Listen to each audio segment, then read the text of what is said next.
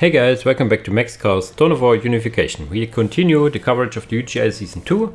We are still in the winners round, round 1. Last week, or last video, not sure if I release it weekly or not, we have covered Huntington versus Tiger Shark. And next one would have been A1 Kenobi versus Ari, but Ari had to quit out from the tournament because of personal stuff, and that's totally fine, of course. So A1 Kenobi gets a default win.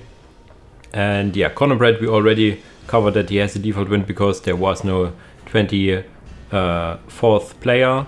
So this leaves us now with the second to last game in the round of 1 in the winners round, which is NoMand versus Kubini. The two players were both, I think, in the previous version of the UGL. From player strengths, this is also now again a clear victory for Kubini, I think, because he is about my skill level. I tend to beat him, but he also tends to beat me on a regular basis, so we are kind of even, and NoMand is a little below.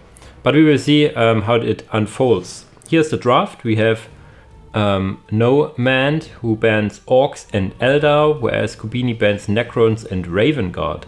No Farsight Enclaves banned again. NoMand picks Steel Legion, Fallen Angels, Emperor's Children, and Dark Eldar, whereas Kubini picked Chaos Marines, Renegade Guard, Night Lords, and Chaos Demons. I know for sure that I think Kubini calls himself a Chaos Marine main, but can also play Eldar and Orcs very well, but those are banned. So I played against his Night Lords and lost once and won once. I'm not completely sure, but he is very potent with Night Lords and Chaos Marines. His Renegade Guard and Chaos Demons I do not think I have seen so far, so maybe we will see it now. The first match, as usual for the round 1 in the winners round, is in short below 0. And here we are on the first map, short below 0. Of course, on the left side playing Dark Eldar we have NoMand, also calling himself Pro Gamer, ha ha ha, very funny. And on the right side playing Chaos Demons we have Kubini. Kubini opens with Lesser Demon Portal and Dark Circle. I've seen this opening numerous times now, and with 2 warp signatures. I'm not completely convinced by it now, because you only have 2 Furies and no Demon Lord, and the Dark Circle gives you only access to 1 quick upgrade and no additional units. So I'm not really sure about that. Yes, you could choose Lesser Demons and immediately have access to more horrors, but in general I do not think that a quick Dark Circle is the way to go, unless you go tier 2 rush, that is.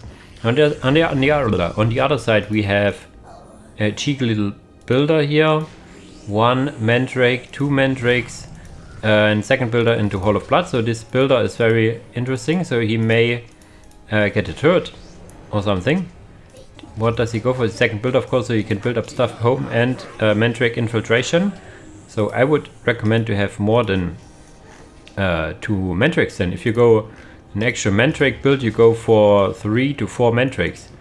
We have seen in the showcase where Gap PR played his signature Dark Eldar, he did go for 4 in the end. I mean, you have access to 3 or 4 in the beginning, and I think he even got the little torture pit, or what it's called, that gives you more population, so you could add the Archon later on as well. So I would highly recommend now adding an Archon or another Mandrake at least. We have now some Flesh Hounds, so they can actually detect. So it's actually already been kind of countered by Kubini. And yeah, those also make short work of these builders here. And they are not infiltrated in the vicinity of those guys, but they break morale because they have no soul or lord around. So that's that. And the question is, what does he go for? Another hound? We stick for now with the Dark Eldar point of view, of course, so we can see the infiltrated squads. So he needs to get another builder out, or he will not be able to get... Yeah, there you go. Go get it. And there's another squad of Flesh Hounds, and I think pound for pound these Flesh Hounds will beat Mandrakes, especially if they are not upgraded and stuff. There are upgrades later on the line which make them even stronger. Mandrake here standing around doing nothing. Mandrake over here fighting. There's the Archon. The Archon is very much needed, I think, with its stun. Did he already use the stun? I do not think so. If he used the... is he using the... Yes!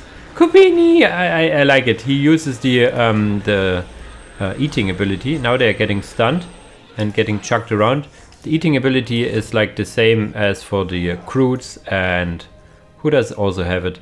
But it's kept earlier. I think it's kept at 100 or 200 with these hounds. So every stack you see here increases, I think, the HP of each model by 1. They have now a little issue here. They are losing health and more. This squad will just wipe. Will the soul be early enough to save it? Ooh, if you lose this model, you also get extra morale damage done to the squad. So yeah, whew, this was close. Not sure if it actually was worth it to save them. Now he has these souls attached, which is nice. What you can do with these melee squads is actually get the Demon Lord. Not sure why he doesn't get it. There's even no tier 2 done for now. I think he probably got the upgrade that increases the health. So these guys do not die as easily. This listening point is upgraded, so I do not think he can fight here for long. This music. Ha ha ha! Liberty calls! No, this is awesome, guys. Ha ha ha! Full Helldivers 2 support here, I guess. If I let it go too much, I think my videos will get tagged. Not that it does, would be a big issue, as I do not monetize by advertising. So, but still, this was totally epic how these Mandrakes got eaten up by all these hounds. I think he could eat a bit more. What is coming in again? What's the next one? Another hounds? No, now the first horror squad to get some ranged support. I wouldn't mind him getting like all 3 out. And then just, yeah, win. Because there's nothing from NoMand here. He goes, no, 4 more Mandrakes. Late on that. Getting Torture Pit, not that it's important. There's so much hounds and only 1 Archon here. And yeah, and I think the only issue here is that these horrors will lose morale at some point. So you want to check over more. Wow, I will go into this detail. To get more souls over here. He detached the soul from his hounds to decap this point, so his souls can decap, but other than that, only the Furies can actually capture points. But using the souls that you have attached and used to decap is something I haven't thought about myself, but it makes totally sense, because you will have them attached to your squads anyway, so might as well detach them and decap. So there's now the morale break on those guys, on both guys actually, on both hounds. He can save 1 hound squad with his soul if it's still alive, but they still do full damage, I think, even if morale is broken. The Archon also losing morale, and these horrors. Okay, he attached it to the horse, no? He's now chuckling around trying to attach it to a hound, I think. And yeah, he's jumping it over and will attach it to them. Will it save the squad? Just barely. Yes. So with more and more Mandrakes he kind of stabilizes, but I hope to see tier 2 or something. Not yet, but a second squad of horrors, or are they just... yeah, they're just split up. This is a lot of Mandrakes now, all of the sudden. But quickly checking the economies, 56 to 10 against 127. So there goes tier 2 now. As I said, I would like me some more horrors. Because, yeah, ranged stuff. But yeah, there comes the Demon Lord now coming in. He could use his big flame tongue, I think it's called. Come on. Get those guys on backside. And he did not... Corn. Okay. He already selected his choice, which is corn. So then your Demon Lord also gets the mark on it. You see it on the symbol. If you get him before and then you choose to mark, it does not show. Only if he gets rebuilt. So that's maybe a reason why you want to get the Dark Circle first, because the Dark Circle then allows you to choose your mark before you can't. More and more horror shots coming in. no, the Demon Lord now, it gives stability to these units around. Not with an aura, but you can attach him to a squad.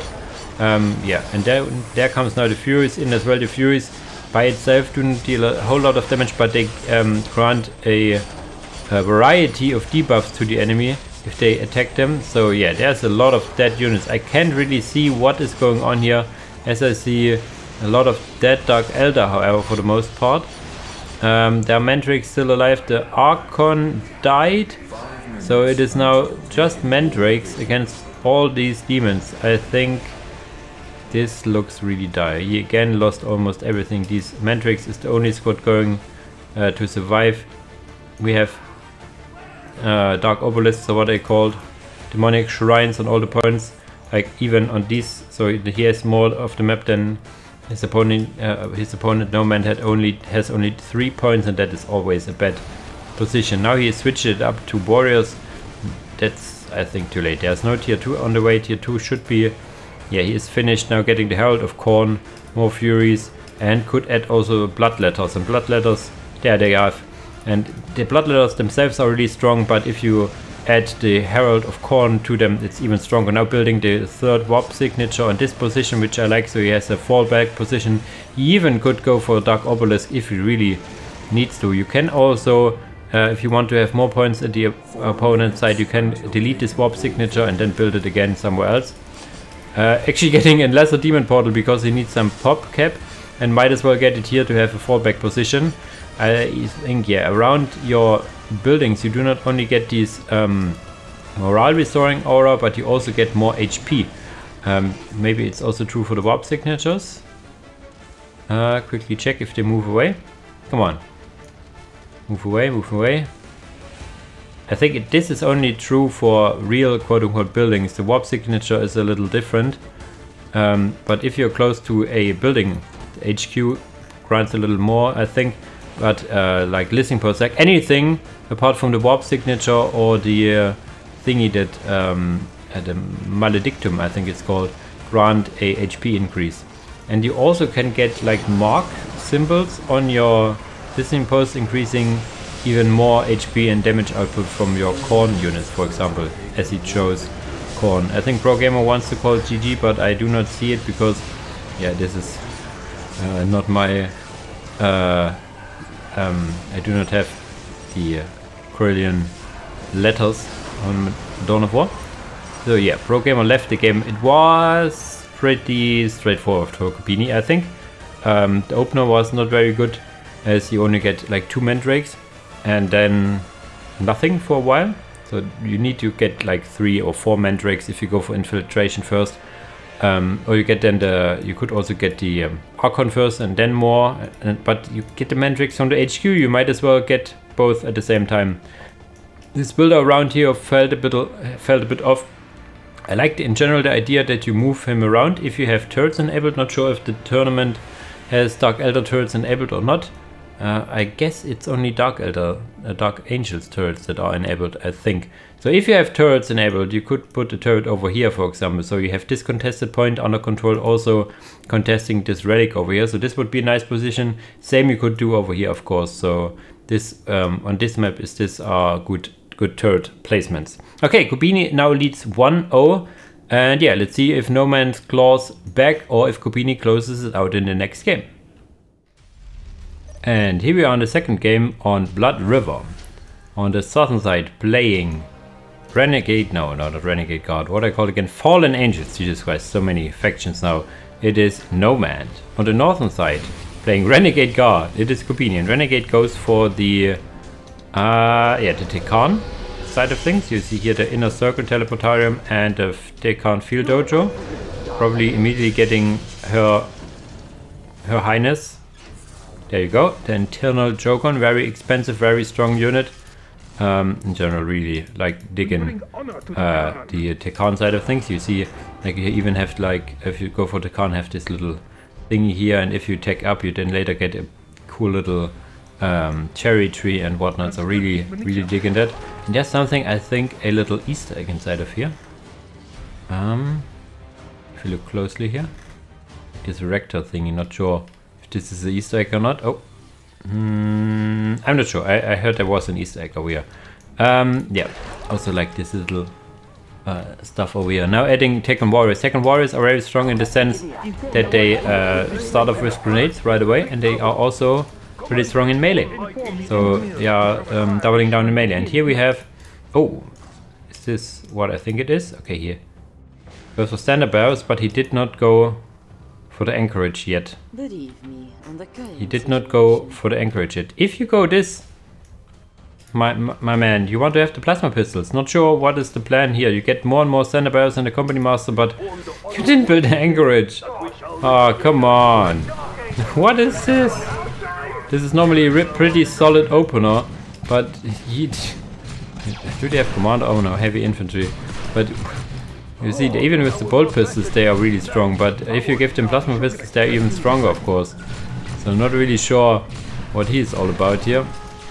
Now getting more and more shots to the face and not being able to do a lot here because it is an IG faction with bunkers and stuff.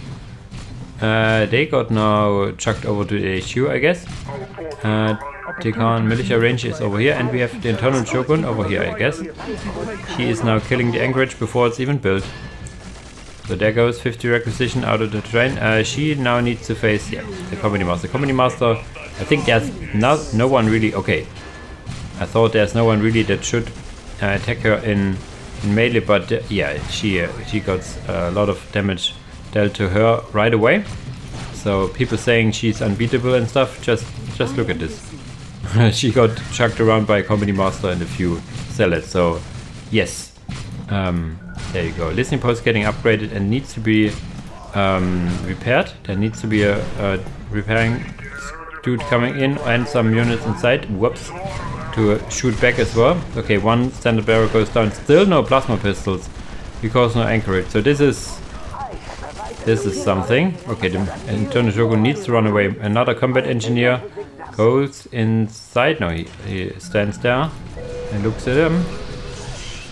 We have now one Tekken warrior. They can, as I said, go into melee, and they can also attach to her. So she is a little out of harm's way, so she cannot be focused right away. If you get unlucky, the enemy commander will still focus her, but it has more to do with luck because there's so many other models that he can focus on. Not sure why he stood here longer than he needed to, but okay.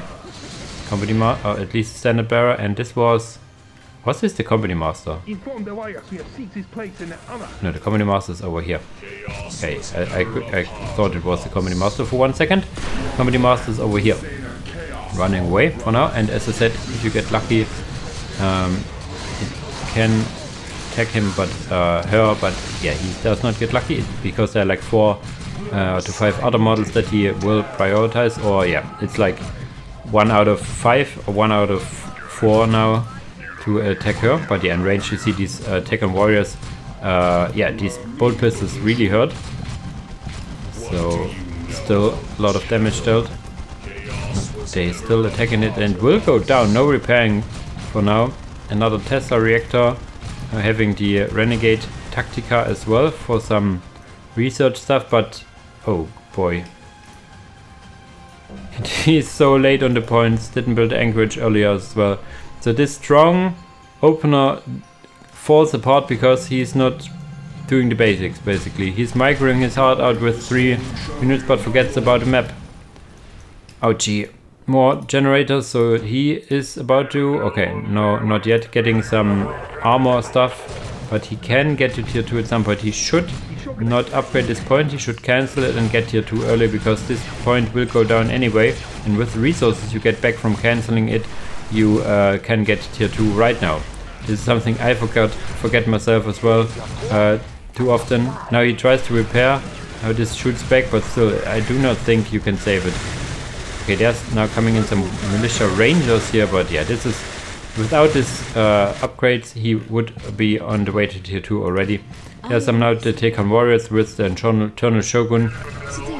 Regeneration rate doesn't look as high as I thought. Marine veterans eating a grenade to the face and now getting melee stabbed, and stabbed they get really hard by spears and swords. Another one goes down, the last one runs away. There's some more Marine veterans, so he more or less plays it as a standard Marine opener. Now trying to get the anchorage finally there, but there's already some taken warriors. And yeah, what they can do, however, is go in melee against buildings and do a lot of damage there. But there's already Marine veterans and standard bearers, so they need to run away. You see, they will probably bleed off some models on the way out. But tier 2 should be on the way. We see the progression bar already here.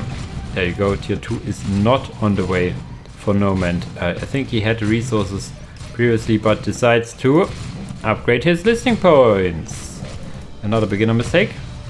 Do not upgrade too many points or you get behind in the tech progression. He also, okay, Kubini hasn't built up here. Decapped this one from NoMand. Oh, he didn't even got his strategic point at the river. So yeah, this doesn't look good for NoMand again. I would be very surprised if he would win this now. Because yeah, the tier 2 is probably done now. Almost done. And yeah, anything that comes out he cannot deal with, like a vehicle. Any vehicle he has nothing really to deal with. And yes, you have strong Marines, you have these standard bearers, but you can even get more standard bearers. You can get up to 5. I'm not sure why you stop at 2. It's 2 the magic number. If you go for standard bearers, you go for all 5, because they are relatively cheap, and if you see how effective 2 are already with the Company Master, why not get 5?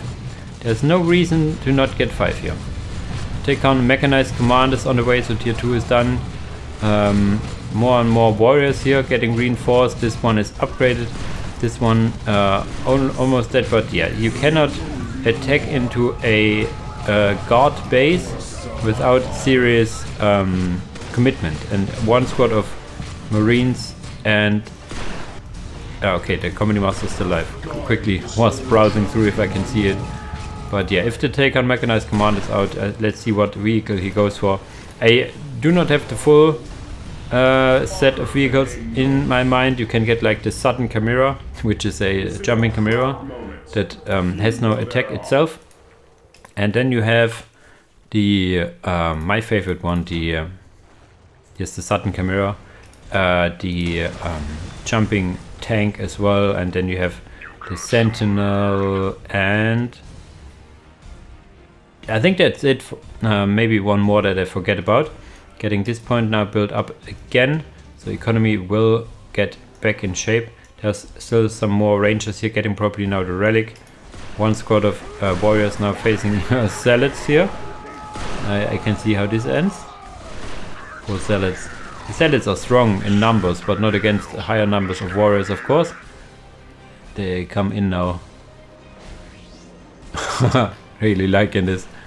Anchorage is got rebuilt. Do not think that he's getting plasma pistols anytime soon. Tier 2 is on the way. With plasma pistols this would have been so good. Mind you, there are now ballista maidens, and ballista maidens are really strong. They got nerfed a bit, but they're still really strong. Getting the Onamusha leader and investors, you can put them in Sudden Chimera's second squad here as well. You can put them in the Sudden Chimera and jump over, and yeah, then be a really nuisance. It states that they're only good against infantry, but they're good against almost everything. Yeah, Raptor veterans now out, so you have now some melee capabilities, and as I said, these in previous cards, these veterans for Fallen Angels are like the very strong variant of your Marines and stuff. You can see it reflects in the cost over here. So the Raptors still can get 8, but yeah, with 70 requisition a piece, it is really expensive.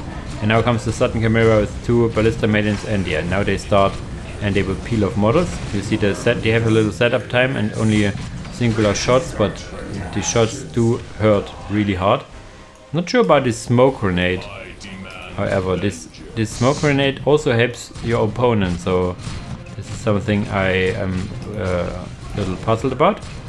And I'm also a little puzzled about why we see only 1 Chimera and no more vehicles. You have the tech advantage, so might as well get more vehicles. The Ballista Maidens are strong, very strong indeed, as you can see here, so he's probably putting all his resources into those ladies for now. Does the Sudden Chimera have an attack now? It has. Ah, it's the basic attack, these smoke grenades?